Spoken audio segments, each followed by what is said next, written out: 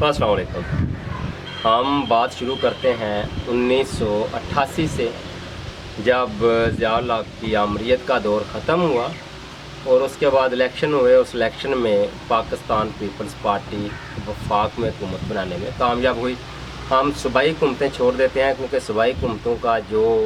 आज मौजूदा सूरत हाल, जो मौजूदा वक्त में जो सूरत हाल है, उस वक्त भी तकरीबन यही थी। किसी सूबे में एक पार्टी की, किसी में हिज़्ब इख्तिलाफ की, और बलूचिस्तान में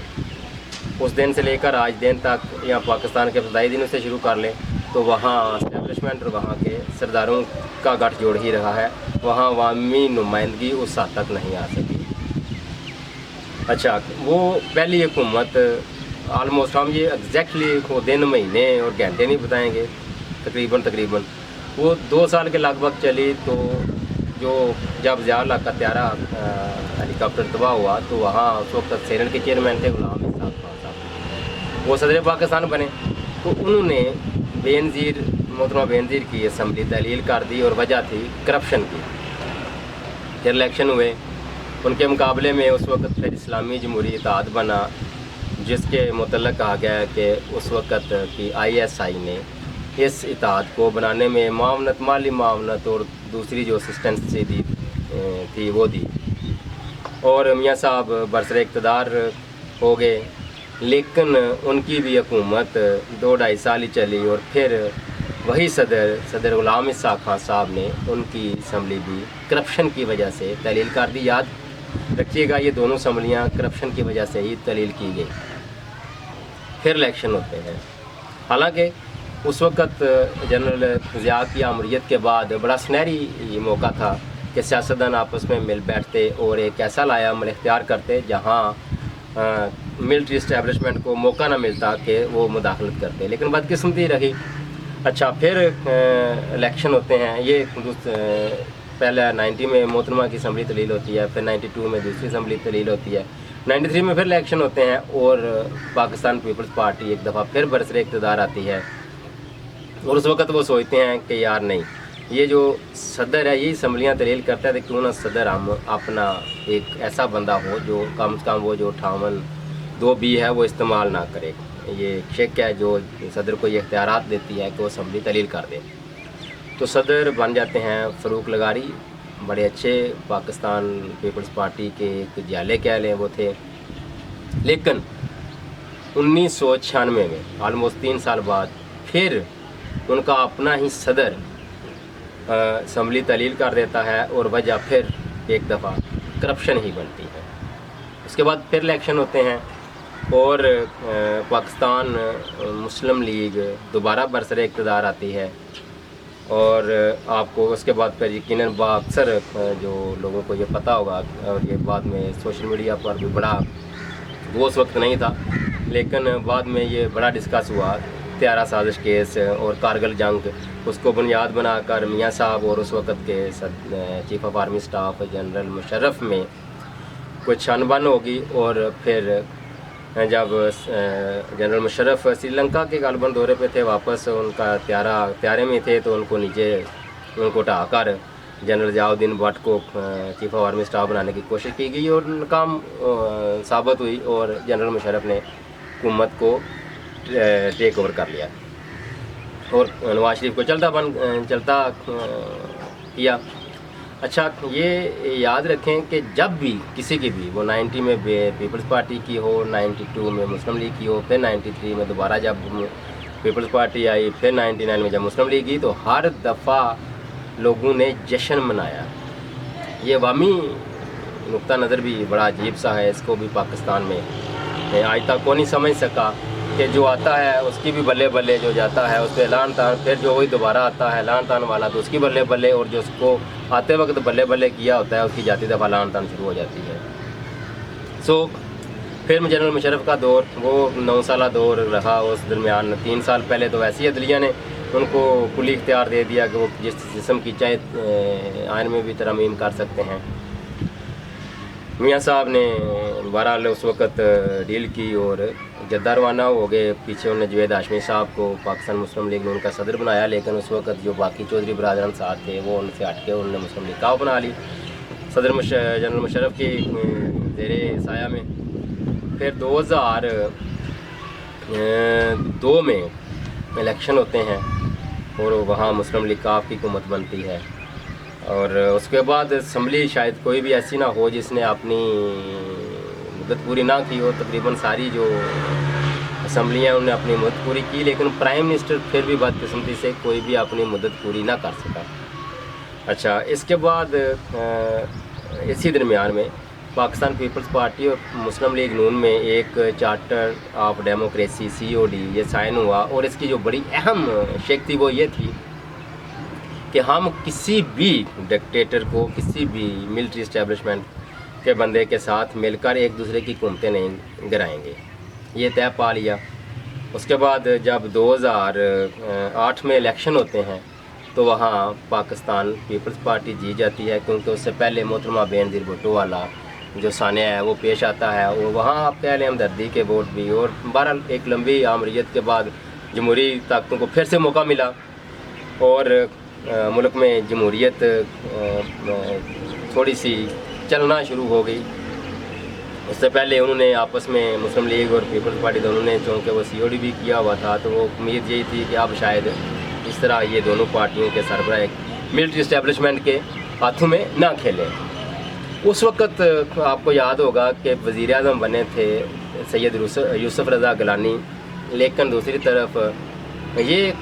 آپ اختلافات چلتے رہے تھے، لیکن کم از کم یہ جو ایک پوائنٹ تھا نا کہ ہم ملٹری اسٹیبلشمنٹ کے ہاتھ استعمال نہیں ہوں گے، وہ COD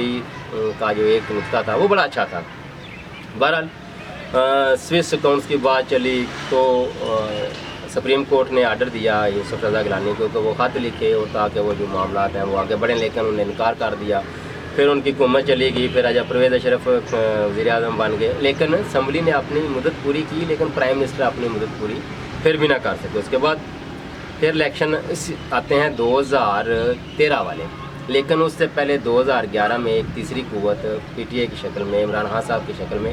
آگے آنا شروع ہو جاتی ہے، اور لوگوں نے اس وقت جو مخالفین تھے انہیں الزام لگایا، اس وقت کے جو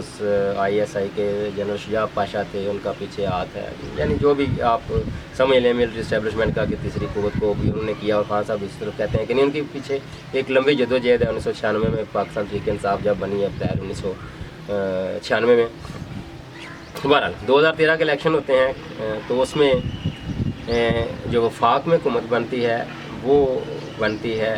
میاں صاحب کی، مسلم لیگ نون کی، اور جو نیچے صوبے ہیں وہیں ان کی الگ الگ کسی میں انہیں کی حکومت اور کسی میں حزب اختلاف کی۔ اچھا، اس سارے عمل میں پھر آپ کو پتہ ہے کہ پاناما لیکس آتی ہیں،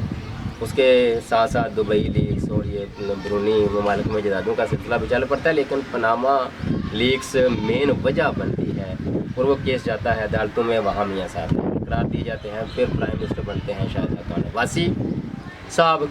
اور اسمبلی مدت پوری بہرحال کر لیتی ہے۔ اس کے بعد الیکشن آتا ہے 2018 والا، اس الیکشن میں پاکستان تحریک انصاف جیتتی ہے، لیکن یہاں آپ کو ایک بات بتاتا چلوں کہ اس دوران جس طرح 2024 کے الیکشن میں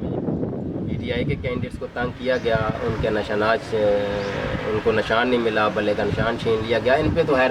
ظلم اور فسطائیت کی آخیر کر دی گئی نا، لیکن بہرحال اس 2018 کے الیکشن میں بھی ایک آپ کو یاد ہوگا، اور خاص کر مسلم لیگ نون کے کارکنوں کو یاد ہوگا کہ ایک محکمہ زراعت اٹھ کھڑا ہوا تھا۔ ہم بھی سمجھتے تھے کہ یار یہ محکمہ زراعت کیا ہے، لیکن ظاہر ہے جس طرح عمران خان صاحب نے آ کے ملٹری اسٹیبلشمنٹ کو ننگا کر دیا ہے، اس طرح شاید وہ دوسرے نہ کر سکے ہوں۔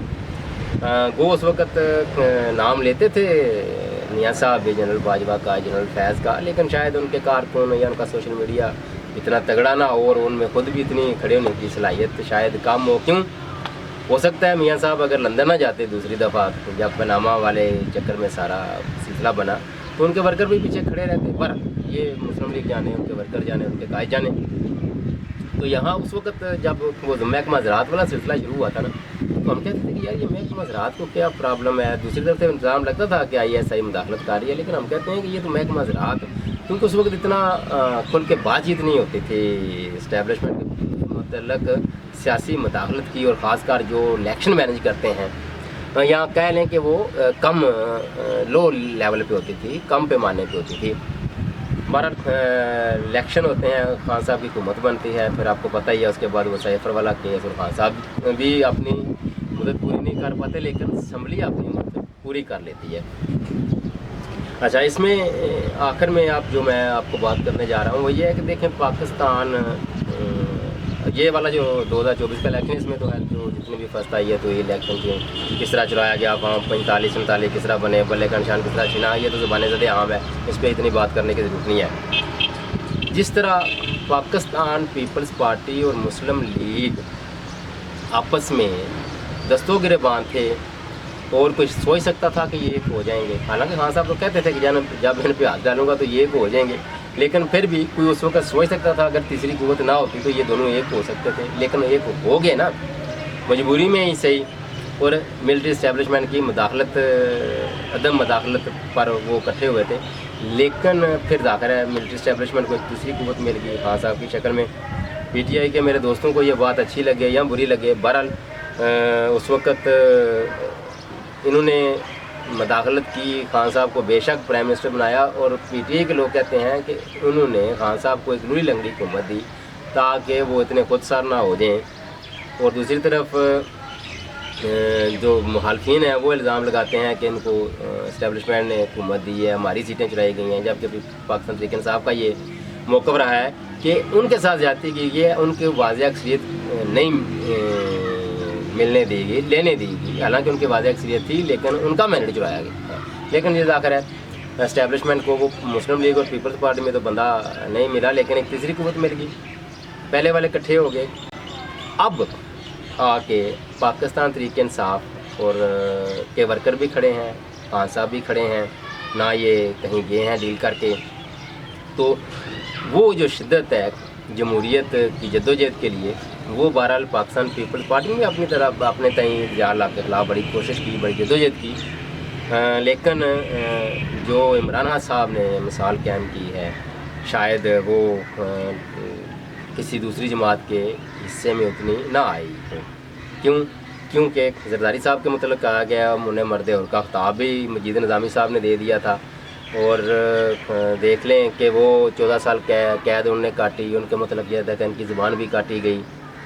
वो खड़े थे, लेकिन बदकिस्मती से एक वक्त आया जब उन्हें समझ आ गई कि मिलिट्री इस्टेब्लिशमेंट के बगैर हमारी हुकूमत नहीं बन सकती, नहीं आगे बढ़ सकते, मामला चल नहीं सकते, तो वो भी कंप्रोमाइज़ हो गए। यानी पाकिस्तान पीपल्स पार्टी और मुस्लिम लीग की दोनों जमातों की भुट्टोस को निकाल दें, जब ये पीपल्स पार्टी जरदारियों के हाथ चली, तो फिर ये कंप्रोमाइज़ हो गए मिलिट्री इस्टेब्लिशमेंट के साथ, उनने गठजोड़ कर लिया। और अब खान साहब के मतलब जो परसेप्शन है वो ये है कि वो तो डील नहीं करेंगे। अच्छा, यहाँ दो चीज़ें हैं कि एक तो बात यहाँ इस्टेब्लिशमेंट से हो, और इस्टेब्लिशमेंट के पास ये सुनहरी मौका है कि वो भी फेस सेविंग करते हुए इस मौके से फ़ायदा उठाएं और आइंदा से मुदाखलत ना करने का कोई मुआहदा कर लें, और फिर खान साहब जाने, PTI जाने, पीपल्स पार्टी जाने और मुस्लिम लीग जाने, और वो आपस में एक इलेक्शन साफ शफाफ इलेक्शन का, आज़ादाना एहतसाब का और मिलिट्री इस्टेब्लिशमेंट के मुदाखलत का को आपस में मुआहदा करके मामलात को आगे ले जाएं। और अगर इस तरह होता है ये तो बड़ा अच्छा है, लेकिन अगर खान साहब जिस तरह अभी वज़ीद हैं कि वो इनसे बात क्या करें, इनके तो पल्ले कख नहीं, बात भी सच है कि इनके तो पल्ले कख नहीं है PDM हुकूमत के, तो बात तो मैं इस्टेब्लिशमेंट से करूँगा, इनके पास ताकत है, लेकिन यहाँ फिर बदकिस्मती से वो राह खुला रह जाएगा इस्टेब्लिशमेंट की मुदाखलत का। यहाँ तो फिर इस्टेब्लिशमेंट से अगर बात करनी है तो ये करें कि ठीक है, जो आज तक हो गया हम उस पर मिट्टी डाल देते हैं, लेकिन आइंदा आप ऐसा कुछ नहीं करेंगे। तो मेरा ख्याल है खान साहब इसी वजह से शायद डायरेक्ट इस्टेब्लिशमेंट से बात करते हैं। अगर वो कामयाब हो जाते हैं तो मैं समझता हूँ कि इसमें दूसरी सियासी जमातों का भी फ़ायदा होगा, और इस वक्त बिलखसूस दो बड़ी जमातें पाकिस्तान पीपल्स पार्टी और मुस्लिम लीग नून, और जो छोटी जमातें हैं उनमें ANP, वो उनकी असम्बली में इस वक्त उतनी जो नुमाइंदगी है वो नहीं है, मौलाना फजलुर रहमान और बाकी MQM मुस्लिम लीग का जो छोटी जमातें हैं वो भी ये ऐद कर लें कि ठीक है, हम आइंदा से किसी भी आमर के हाथों इस्तेमाल नहीं होंगे, किसी के ख़िलाफ़ भी हुकूमत बनाने में गठजोड़ में शामिल नहीं होंगे, और मुल्क में सिर्फ़ एक जमहूरी तरीके से जो भी इलेक्शन हुए, जो भी जीते वो आगे आए और हुकूमत चलाए, तो फिर भी मामला चलते रहेंगे। لیکن اگر یہاں ملٹری اسٹیبلشمنٹ نے یہ سمجھا کہ چونکہ خان صاحب ہم سے ہی بات کرنا چاہتے ہیں اور وہ جو بات چیت ہے وہ کامیاب ہو جاتی ہے، تو ان کے دماغ میں، ملٹری اسٹیبلشمنٹ کے دماغ میں یہ ایک بات تو پھر بیٹھ جائے گی کہ بھائی ٹھیک ہے، ان کے پاس ایک جواب تو پھر بن گیا سیاست میں مداخلت کا۔ دوسری طرف اس کا ایک اور پہلو بھی یہ بھی نکل آتا ہے کہ کیا اسٹیبلشمنٹ پھر راضی ہو جاتی ہے کہ واقعی ہم آئندہ سے مداخلت نہیں کریں گے، یا اگر وہ خان صاحب سے بات کرتے ہیں تو باقی دو تو پھر وہیں اپنے اسی مقام پہ کھڑے ہیں جس مقام پہ وہ آج کھڑے ہیں، جس مقام پہ آج وہ بوٹ پالش کر رہے ہیں، تو وہ پھر تیار ہو جاتے ہیں، وہ کہتے ہیں ٹھیک ہے بات تو خان صاحب نے کی، ہم نے تو نہیں کی۔ تو میرا خیال ہے جب تک ساری پولیٹیکل پارٹیاں بڑی چھوٹی مل کر، ٹھیک ہے اس وقت بات جو بھی کر لیں، ہاں صاحب بیشک اسٹیبلشمنٹ سے بات کر رہے ہیں، لیکن وہ بھی جب اس پروسیس کا حصہ نہ بنے تو اسٹیبلشمنٹ کا راستہ بند کرنا مشکل ہوگا۔ ایک تو خیر یہ اتنی جلدی ہوگا نہیں، یہ ایک بندہ 2 4 5 10 سال کی بات نہیں ہے، نہ ہی 1 2 الیکشن کی بات ہے، یہ میرے خیال میں کم سے کم 2050 تک آہستہ آہستہ گریجولی یہ اپنی آئینی اور قانونی حدود میں جائیں گے۔ ایسا نہیں ہوتا کہ آپ نے صبح کسی کی ٹانگ کھینچ کے نیچے کر لیا اور صبح پھر وہ سیڑھی لگا کے ان کو چھت پہ چڑھا دیا۔ 70 سال کی مداخلت کا جو سفر ہے وہ اتنی جلدی ختم ہونے والا نہیں۔ اس کو ختم کرنے کے لیے ساری پارٹیوں کو اکٹھا ہونا پڑے گا، وہ آپ پسند کریں یا نہ کریں، چند پوائنٹ پہ آپ کو اکٹھا ہونا پڑے گا۔ جس طرح مسلم لیگ نون اور پیپلز پارٹی اکٹھی ہوئی کو سوچ سکتا تھا، اسی طرح خان صاحب کو بھی ٹھیک ہے ان سے بات نہ کریں، لیکن کم از کم 3 پوائنٹ صاف شفاف الیکشن، آزادانہ احتساب اور اسٹیبلشمنٹ کے عدم مداخلت پر ان سے بات کر لیں، کوئی حرج نہیں۔ باقی اسٹیبلشمنٹ سے بھی بات چیت کریں، ہاں اگر کامیاب ہوتی ہے، اللہ کرے کامیاب ہو جائے، تو اس میں پاکستان کی سیاست اور جمہوریت کا اور عوام کا، ملک و قوم کا سب کا فائدہ ہوگا، نہیں تو پھر یہ وہی سلسلہ،